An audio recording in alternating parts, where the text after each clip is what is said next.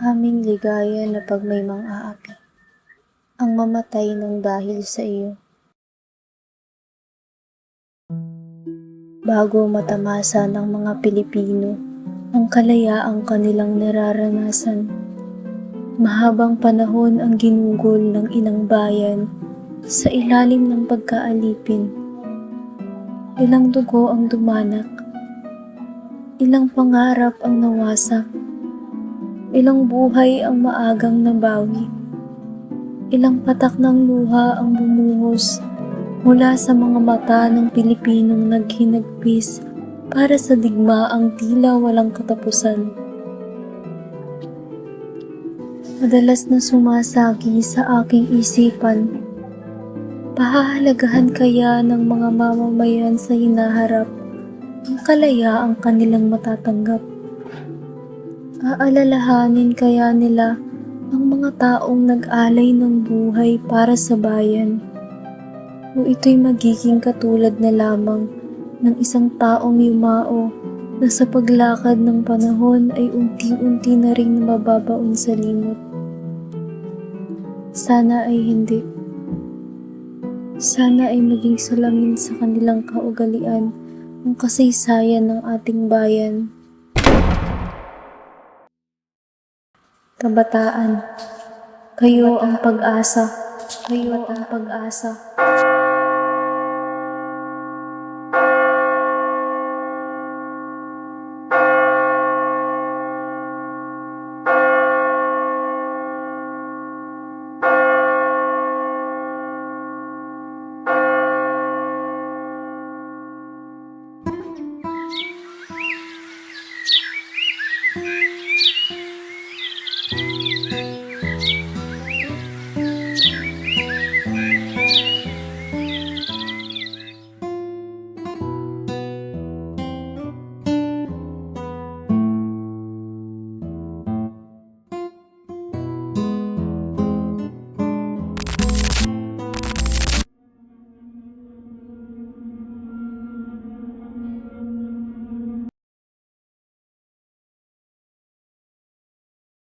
Maria, halika na't mag-agahan.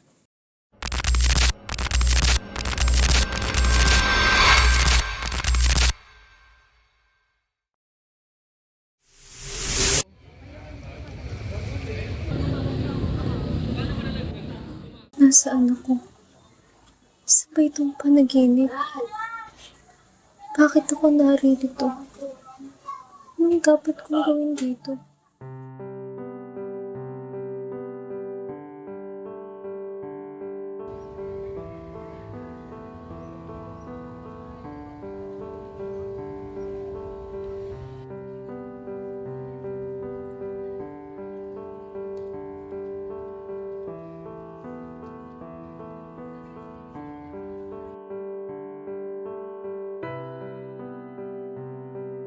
Kaya nag-review ka na ba? Di pati mamaya tinatamad ako. Sabi ko sa'yo, pag ikaw bumagsak. Ito naman. Ito naman. Wala talaga ako sakot mag-review, promise. Bahala na lang mamaya. Bahala na lang mamaya. Bahala na lang mamaya. Kung kanila lamang nalalaman. Noong panahon ng himagsikan, hindi maaari ang katagang bahala na. Sapagkat sa bawat desisyon, buhay ang nakasalang. Sa kanilang pakikipaglaban, umaapoy ang paninindigan. Bahala na, sabi nila. Hanggang saan tayo dadalhin ng kaisipang walang kasiguraduhan?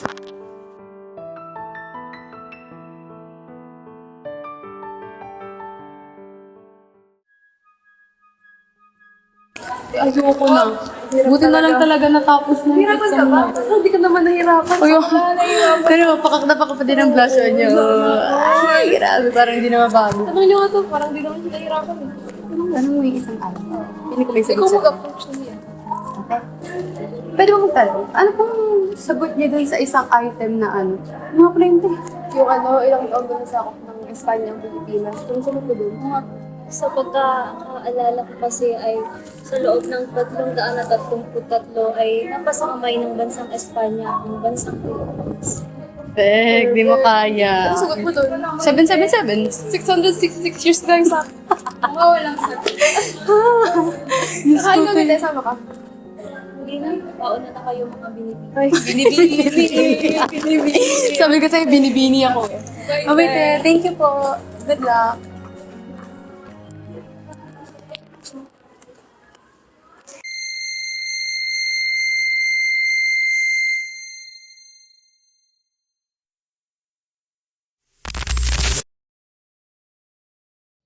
Ang simbahan?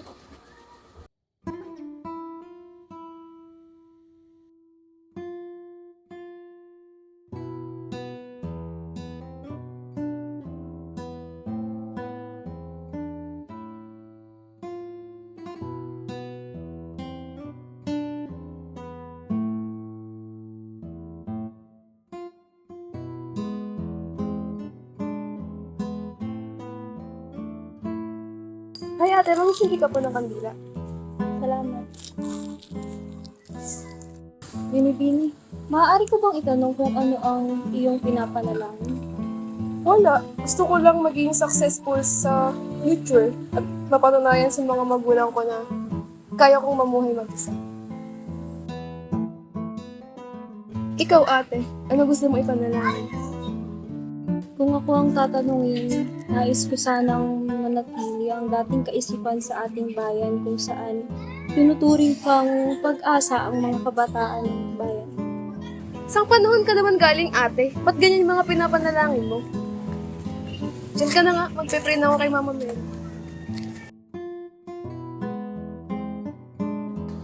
Ano man ang sapitin ng bansa, nananatiling nakatayo ang pundasyon ng kanilang pananampalataya. Nanangan sa kanilang puso ang pag-asang handog ng lumikha. Nga pala, ate. Si ate. Pananampalatayang tuluyang bumago sa ating kasaysayan. Siya ring pananampalatayang naging dahilan upang mga puso ng mga Pilipino ay manatiling matatag sa lahat ng pasakit ng katotohanan.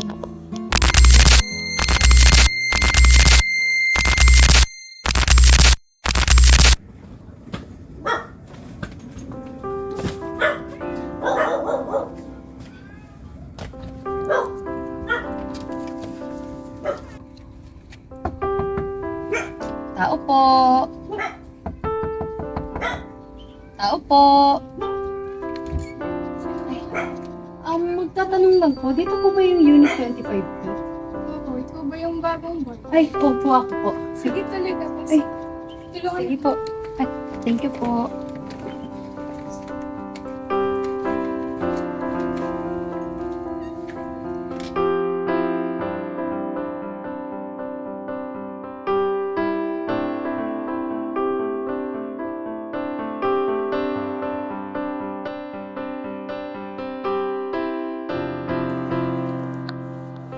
Noon pa man, kilala ang ating lahi bilang lahing matatag at puno ng pagtitiis.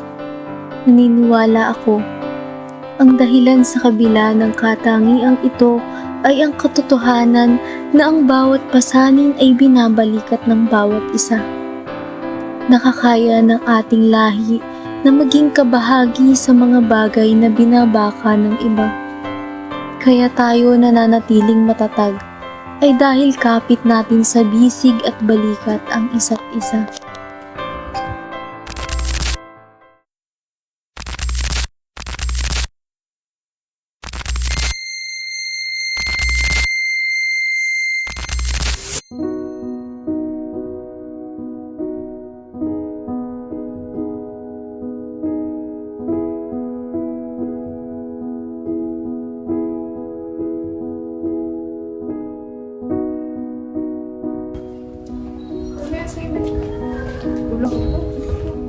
Maya ako gagawa.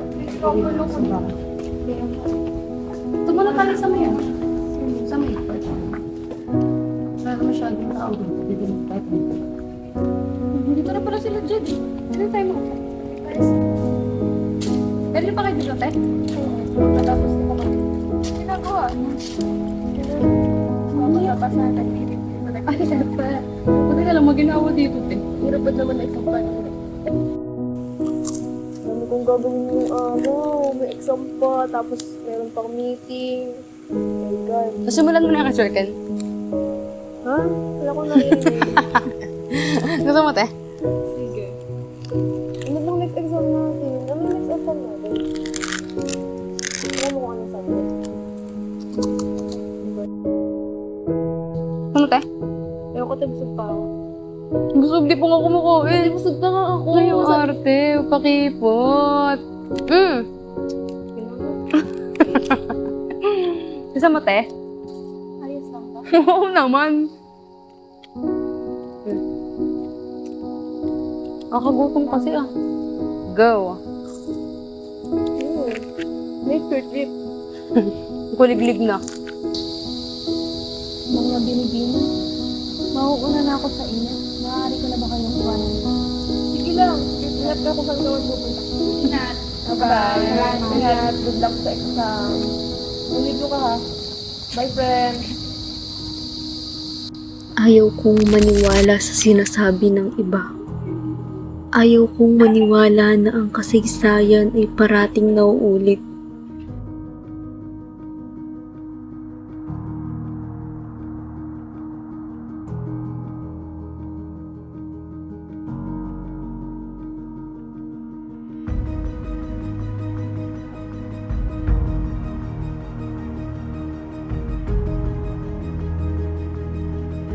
Hindi ko na ninanais pang dumanak muli ang dugo at mawala ng buhay ang mga hindi karapat-dapat.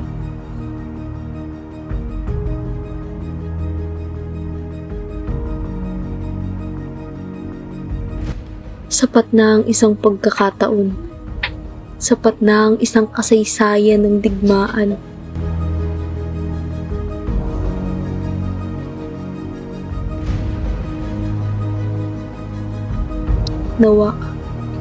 Nawa talaga. Pahalagahan ng mga kabataan sa hinaharap ang kanilang kalayaan.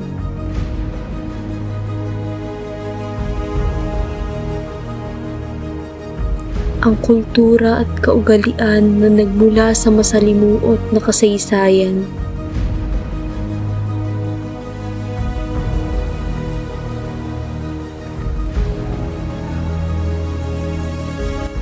Kung sa bagay, tunay lamang nabibigyang halaga ng isang tao ang kasaysayan kung siya mismo ang nakasaksi.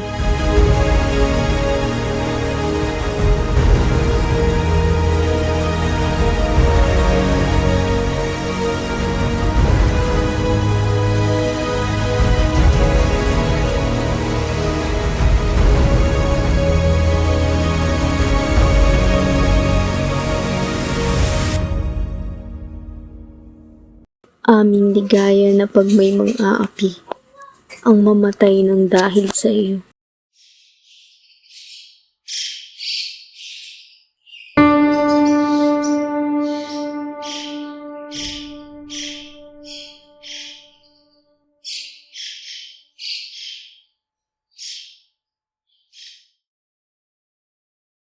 Maria, halika na't mag-agahan.